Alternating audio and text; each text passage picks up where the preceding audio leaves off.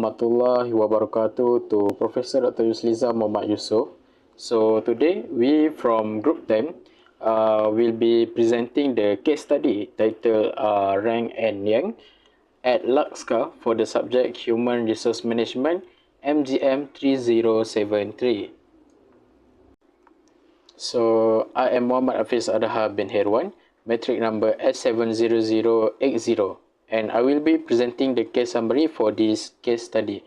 At Luxca, CEO Emma Gilman introduced a rank and yang policy. So employees were divided into three groups. The top 20% got big races, 70% got smaller races and training, and the bottom 10% were fired. So this caused protests and many employees quit because they thought it was unfair. So to fix this, Emma tried other methods like ranking employees, tracking events, and setting goals with them. So the best option seemed to be working together to set goals called Management by Objectives MBO, which helped teamwork and made employees feel included. So in the end, no system is perfect. So managers need to work with employees to find a fair way to judge the performance. So I will return to present the case that occurred in Malaysia at the end of this presentation. So for now, I will hand it over to Jess to present our findings for the first question of this case study. Thank you.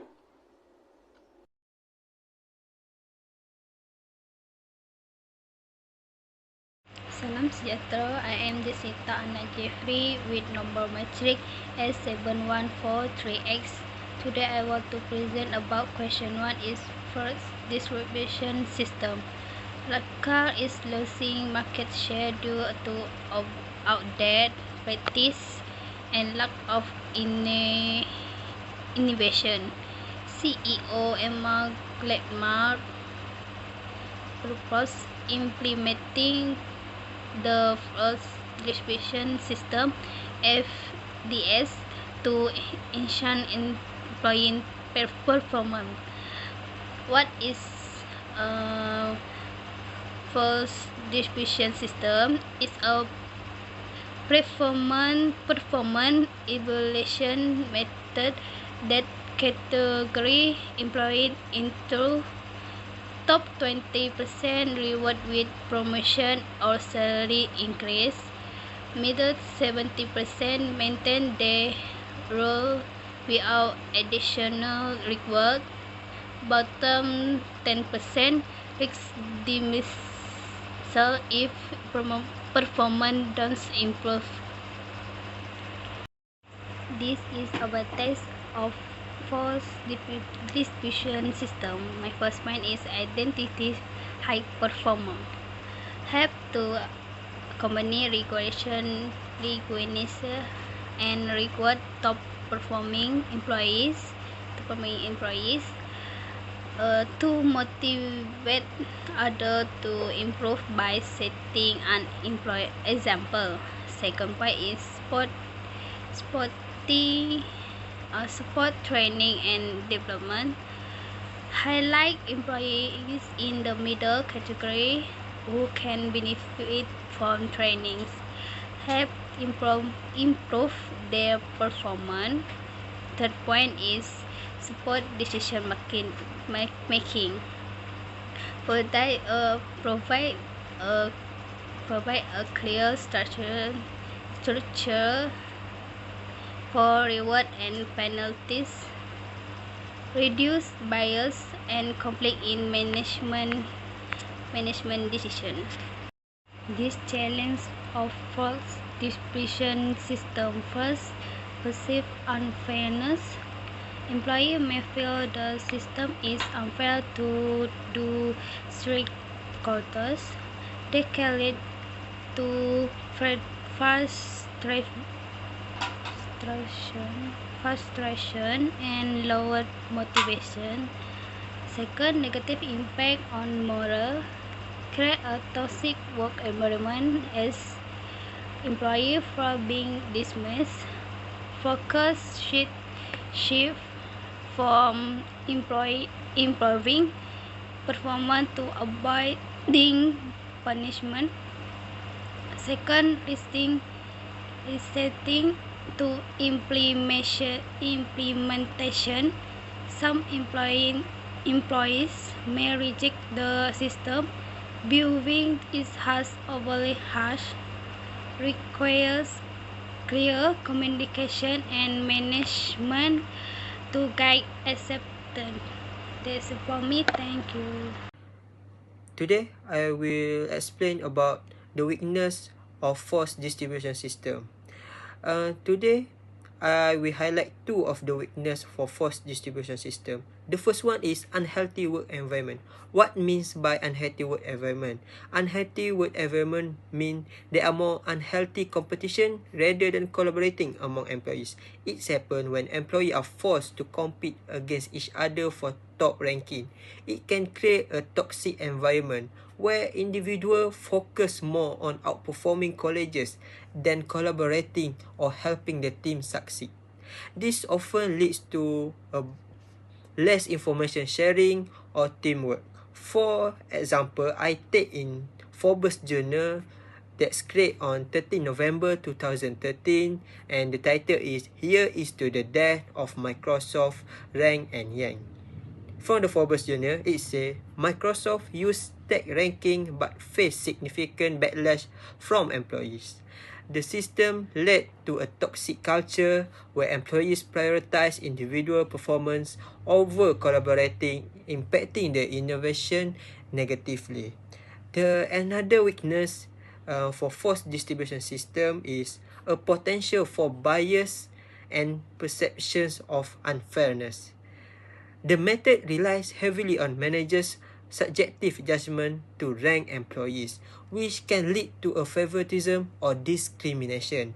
Manager may unintentionally allow personal bias such as favoritism or bias related to gender, race, or culture to influence their evaluations. This can result in employees such feeling of unfairness can demotivate employees and reduce their trust in the organization.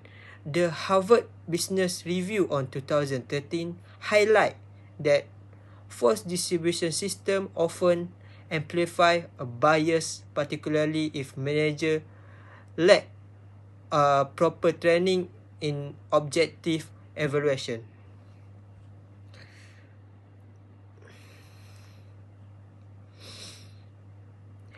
Without appropriate training, managers may not be able to fairly assess employees' performance, which further the problem. Employees who feel unfairly treated may become disengaged and less productive, which can ultimately harm the organization overall performance. That's for the weakness of force distribution system. Thank you.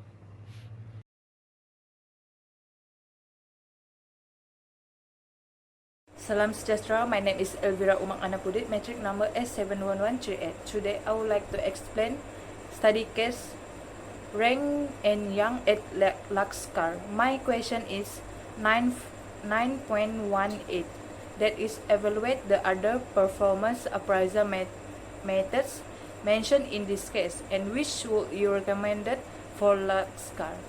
In this study case, I have found 7 performance appraisal methods. That is first, graphic rating scales, second, force distribution, third, behaviorally anchored rating scales, that is bars, fourth, alternation ranking, fifth, critical incident method, sixth, management by objective, that is MBO, 7, mixed method. From all of these performance appraisal method, we have choose management by objective that we recommended for Luxcar. Assalamualaikum. My name is Nur Shafika binti Siadi. My number metric is S71201. Today, I will continue answer for question 2.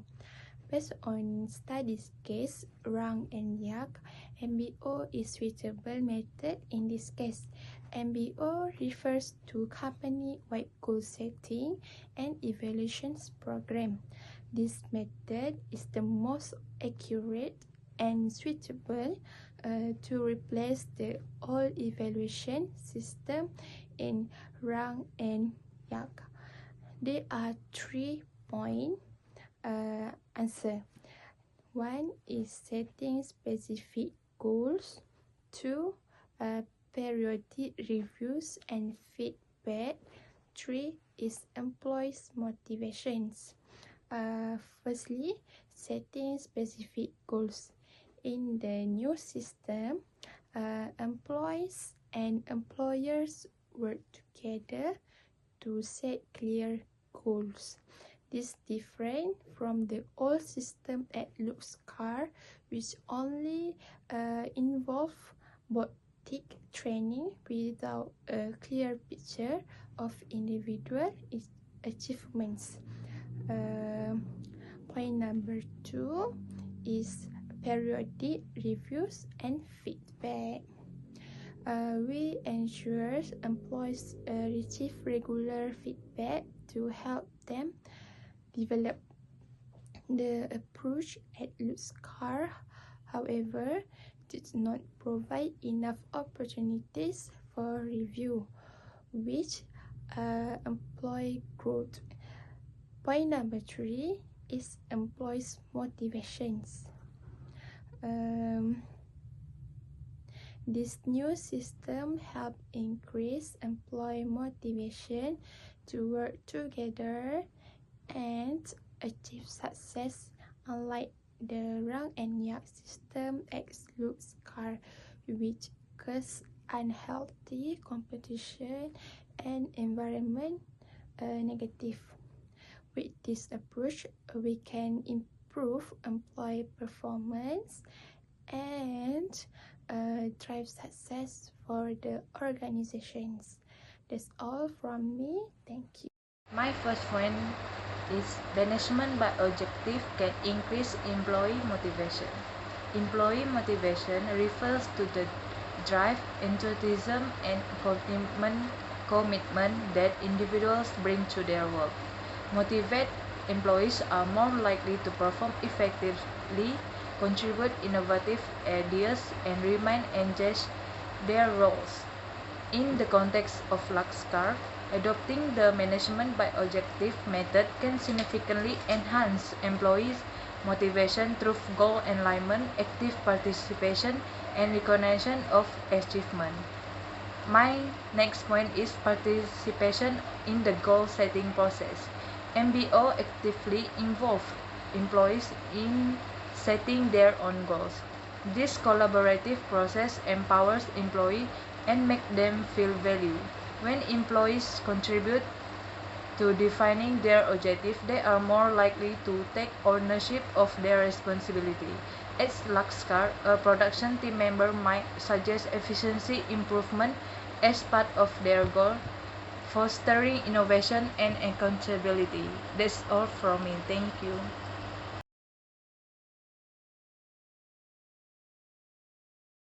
Okay, Assalamualaikum warahmatullahi wabarakatuh. My name is Fatin Humaira binti Hailan. So today I will discuss about question 919. Okay, what the question? The question is, does this case prove that a perfect performance appraisal system is impossible? So the answer of question is performance appraisal system is there's no such thing as a perfect performance review method. So why? Because it's not to balance the need of both company. Okay, company and employee. Because it is very hard to make a system. So that was because people they have differently workplace. Okay, and different organization can be different goals. Okay, so I would recommend the first point is hybrid approach. So what is hybrid approach? Okay lah, for the example, okay, instead of relying solely on metric, combine behaviorally and rating scale with peer review. So this review can give a more comprehensive evaluation. Okay. Next, the next point is tailor system. Okay, what is tailor system? Tailor system is align method with organizational culture and workforce needs. Okay, for example, in a creative company, evaluating innovation might weigh more heavily, and the meeting deadline. So we are a manufacturing firm might prioritize efficiently. Okay. So that's a tailor system. Next, we go to next point, regular updates. Okay, what is that? Regular updates is adapt system to address evolving challenge. Okay, so the example about regular updates, consider how workplace shift during the pandemic. Okay, so the company had to adapt their appraisal system for remote work. Okay, okay, for the next slide, this is a method. Okay, so the first one is employee protest. What is employee protest? Employee protest is impose quotas for successful teams to label some members poor performers. Okay, so for the example is imagine working in a high performing team. Okay, where everyone exceed expectation, but some members are still labeled as low performance due to quotas. Okay, but naturally this cause frustration and a sense of unfairness. Okay, next point is what you call stigmatization. Okay, what is stigmatization? Okay, stigmatization is lowest rank employees further demotivate and undervalue about eroding morale. Okay, for example is and some employee labeled as low performer. So they might think lah, why try hard if I am already being judged unfairly. So this mindset is erode trust and motivation. Okay.